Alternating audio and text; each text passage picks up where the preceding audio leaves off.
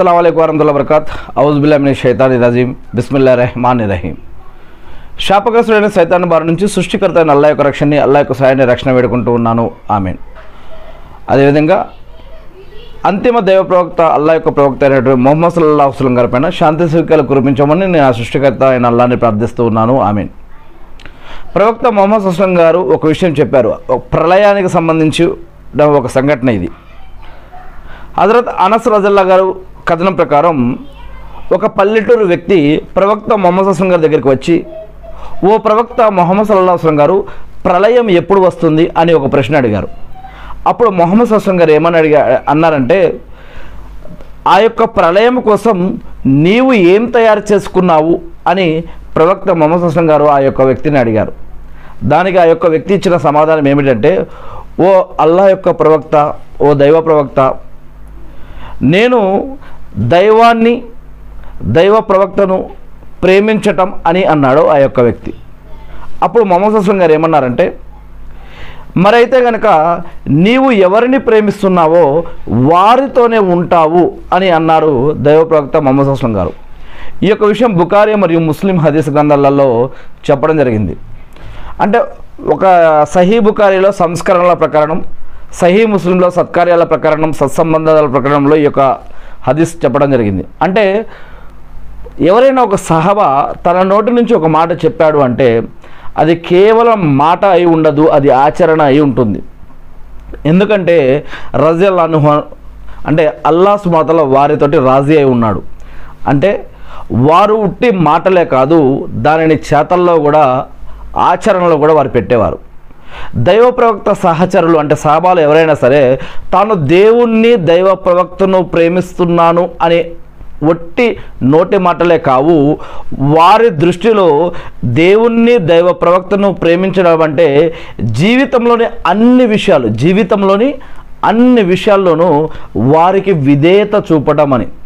విధేయత చూపడం అంటే దేవుడు ఖురాన్ అనే గ్రంథంలో మీరు ఎలా జీవించాలి అనే జీవన హక్కులు, ఆరాధన పద్ధతులు, జీవన పద్ధతులు మరియు ఏవైతే చట్టం, న్యాయం, ధర్మం ఇచ్చాడో వాటిని తూచా తప్పకుండా పాటించడం కోసం ప్రయత్నించడం అన్నమాట. ఇక ప్రవక్త ముహమ్మద్ సల్లల్లాహు అలైహి వసల్లం గారి పైన ప్రేమ అంటే ప్రవక్త ముహమ్మద్ సల్లల్లాహు అలైహి వసల్లం గారు ఈ యొక్క ఖురాన్ని ఏ విధంగా ఆచరించి చూపించారో, ఆ యొక్క హదీసులు, ఆ యొక్క మాటలు ఏవైతే ఉన్నాయో, చేతలు ఉన్నాయో వాటిని ఉట్టి విని వదిలేయకుండా వాటి ప్రకారం జీవించడం కోసం ప్రయత్నించడం. ఉదాహరణకి ప్రవక్త ముహమ్మద్ సల్లల్లాహు అలైహి వసల్లం గారి పైన ప్రేమ అంటే ఆయనని మనం హీరోగా, రోల్ మోడల్గా చేసుకొని ఉట్టిగా కేవలం పుట్టినరోజుల పేరుతోటి, ఇంకా అనేక రకాల పండుగల పేరుతోటి కేవలం మనం ఏమేమో చేసుకుని వదిలేకుండా ఆయనని ప్రేమించడం అంటే ఏమిటంటే ఆయన దేని నుంచి అయితే ఆపాడో దాని నుంచి ఆగిపోవటం, ఏదైతే చేయమన్నారో అది చేయటం, ఏదైతే చేయొద్దన్నారో దాని నుంచి ఆగిపోవటం, మరి ఆయన చేసిన పద్ధతుల ప్రకారం జీవిస్తూ ఆయన అల్లాని ఎలా ఆరాధించారో ఆ పద్ధతుల ప్రకారం మనం అల్లాని చేరుకోవటం అన్నమాట.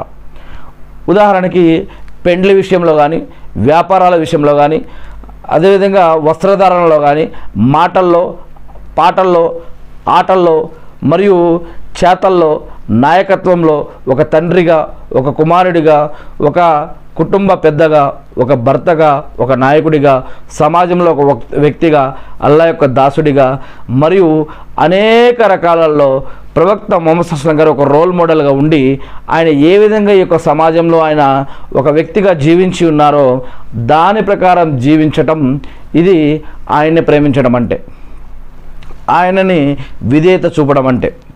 విధేయత వేరు, ఆరాధన వేరు. ఆరాధన కేవలం ఒక్కడైనా ఆ సృష్టికర్తనే ఆరాధించాలి. విధేయత అంటే పెద్దలని గౌరవించడం, వారు చెప్పినట్టు నడవటం అన్నమాట. ఇక్కడ ప్రవక్త ముహమ్మద్ సల్లల్లాహు అలైహి వసల్లం గారి ద్వారా, ప్రవక్త ద్వారా అల్లాహ్ మనకి ఏదైతే అంటే దేవుడు మనకి ఏదైతే చెప్పాడో దానిని తెలుసుకొని వాటి ప్రకారం జీవించడం, దీనిని విధేయత అని అంటాం. మరి ఏదైతే ఏముందో ఈ యొక్క సహబాలు ఎవరైతే ఉన్నారో వారు ప్రవక్త ముహమ్మద్ సల్లల్లాహు అలైహి వసల్లం గారిని మరి ఆ విధంగా ఆచరణలు, ఆయన పట్ల ప్రేమ అంటే ఆయన చూపించిన ఆచరణల్ని ఆ విధంగా గట్టిగా పట్టుకొని వాటి ప్రకారం జీవిస్తూ అల్లాని ఆరాధిస్తూ మరి ప్రళయం పట్ల వారు దృఢ నమ్మకంతో కలిగి ఉంటారు. మనం ఇంకొక విషయం ఇక్కడ, మనిషి జీవించి ఉన్నప్పుడే, మనిషి బ్రతికి ఉన్నప్పుడే ప్రళయానికి సంబంధించినటువంటి తయారీ అనేది చేసుకోవాలి. మనం మరణించాక మరి మళ్ళీ బ్రతికి దాన ధర్మాలు, సదకా ఖైరాతులు, జకాతులు, హజ్ ఉమ్రాలు, దాన ధర్మాలు, మళ్ళీ మన యొక్క హక్కులను నెరవేర్చడం, ఇవన్నీ మనం ఒకసారి చనిపోయినాకైతే చేయలేం. మనం బ్రతికి ఉన్నప్పుడు ఇవన్నీ చేసుకోగలగాలి. మరి బ్రతికి ఉన్నప్పుడు ప్రతి క్షణం, ప్రతిరోజు కూడా చాలా విలువైనది.